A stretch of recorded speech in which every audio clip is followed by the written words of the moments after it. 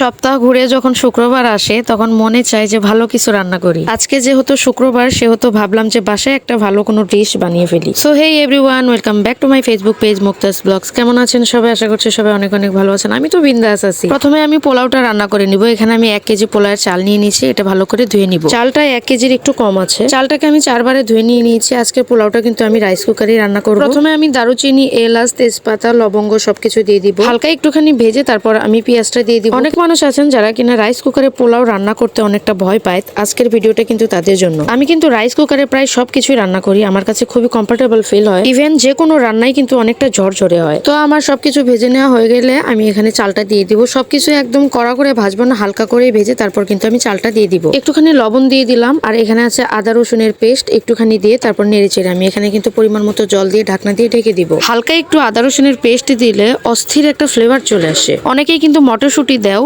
মটরশুঁটিটাও দিলে ভালো লাগে। কেননা আমার ঘরে মটরশুঁটি ছিল না, বাজারে উঠেও নাই, তাই আমি দিতে পারি নাই। তোমাদের ঘরে যদি থেকে থাকে তাহলে মটরশুঁটিটা দিয়ে দিবা, অনেকটা ভালো লাগে কিন্তু। তো আমি পরিমাণ মতো জল দিয়ে দিলাম, তোমরাও কিন্তু পরিমাণ মতো জলটা দিয়ে দিবা। এখন কিন্তু আমি ঢাকনা দিয়ে ঢেকে দিব। রান্না করতে কিন্তু খুব বেশি টাইম লাগে না, 15 মিনিটে কিন্তু পোলাও হয়ে যায়। তো আমার পোলাওটা হতে থাক, সেই ফাঁকে আমি রোস্টটাও রান্না করে নিব। আমি এখানে 10 পিস রোস্ট নিয়ে নিয়েছি। রোস্টগুলোর মধ্যে হালকা একটু লবণ দিয়ে কিন্তু আমি মেরিনেট করে রেখে দিব জলটা ঝরার জন্য। রোস্টের মধ্যে জল থাকলে যখন আমি ফ্রাই করব তখন কিন্তু তেল ছিটকে চলে আসে। সেই জন্য আমি একটা ছাকনা সিস্টেম পাত্র নিয়েছি, সেখানে আমি একটা একটা করে রোস্ট রেখে দিব। এই ফাঁকে কিন্তু জলটা ঝরে যাবে। অনেকদিন থেকে পিকু বলছিল, আমি বলছিলাম যে শুক্রবার আসুক, আমি তোমাকে সময় করে বানিয়ে দিব। যেহেতু আজকে শুক্রবার পড়ে গেল, এই জন্য আর কি ওর জন্য আমি কিছু রোস্ট বানালাম। তো এখন আমি তেল গরম করে রোস্টগুলো একটা একটা করে দিয়ে দিব ফ্রাই প্যানে। রোস্টগুলোকে হালকা ভেজে নিব, বেশি ভাজলে আবার শক্ত হয়ে যায়, খেতে ভালো লাগে না। রোস্টগুলোকে আমি একটা একটা করে উল্টিয়ে দিব, তারপর কিন্তু আমি নামিয়ে নিব। পরের গুলাও কিন্তু আমি দিয়ে দিব। তবে হ্যাঁ, রোস্টগুলোকে আমি একটু বেকাজে করে কেটেছি, মানে কাটতে পারি নাই আর কি। অনেকদিন আগে কেটেছিলাম, হঠাৎ করে ভুলে গিয়েছিলাম যে কিভাবে রোস্ট কাটতে হয়। তো রোস্টগুলোকে ভেজে নিলাম। এখন ওই একই তেলে আমি পেঁয়াজ দিয়ে দিব। পেঁয়াজটা একটু বেরেস্তার জন্য আমি ভেজে একটা তুলে রাখবো। বেরেস্তা করার জন্য কিন্তু পেঁয়াজের পরিমাণটা একটু বেশি দিতে হয়। তো পেঁয়াজটা ভাজা হয়ে গেছে, এখন আমি তুলে রাখবো পেঁয়াজ কিছুটা বেরেস্তার জন্য। আর এখান থেকে কিছুটা পেঁয়াজ আমি সোমবারের জন্য রেখে দিব। ওই ভাজা পেঁয়াজটার মধ্যে আমি এখানে আদা রসুনের পেস্ট দিয়ে দিলাম পরিমাণ মতো। এখন পরিমাণ মতো দিয়ে দিব ধনিয়ার গুঁড়া আর গরম মশলার গুঁড়া, আর দিয়ে দিব টমেটো সস। আমি কিন্তু আজকে রোস্টের মশলা বা টক দই কোনো কিছুই দিব না। এখন দিব তেজপাতা, দারুচিনি, এলাচ, লবঙ্গ। যেহেতু আমি আজকে রোস্টটা ঘরোয়া ভাবে রান্না করব, তো সেক্ষেত্রে ঘরে যা মশলা আছে সেটা দিয়ে কিন্তু রান্নাটা করব। এখন দিব স্বাদ অনুযায়ী লবণ আর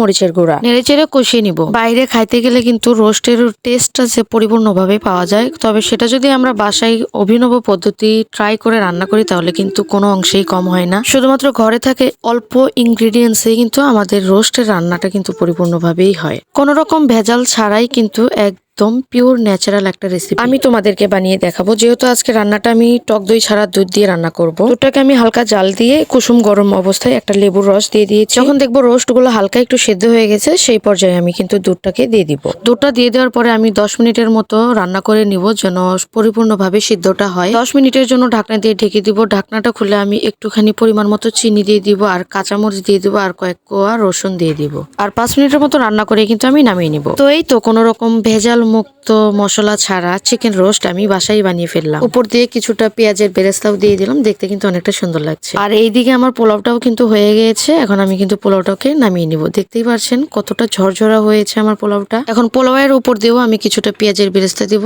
তার উপর দিয়ে একটা লেবু দিয়ে দিব, যাতে দেখতে একটু সুন্দর লাগে। তো হয়ে গেল আমার চিকেন রোস্ট, আর পোলাওটাও কিন্তু রেডি। এখন একটু পিকুকে সার্ভ করে দেখিয়ে দিব। আজকের আবদারটা ছিল পিকুর, তো পিকুর রিয়াকশনটা দেখবো সে কি বলে। তো কেমন লাগলো আমার আজকের এই সিম্পল রেসিপি গুলা তোমাদের কাছে? যদি ভালো লেগে থাকে লাইক কমেন্ট শেয়ার করে দিও। ফিরবো নেক্সট ভিডিও নিয়ে। সবাই ভালো থাকবেন, সুস্থ থাকবেন। কেমন হয়েছে? ফাটাফাটি।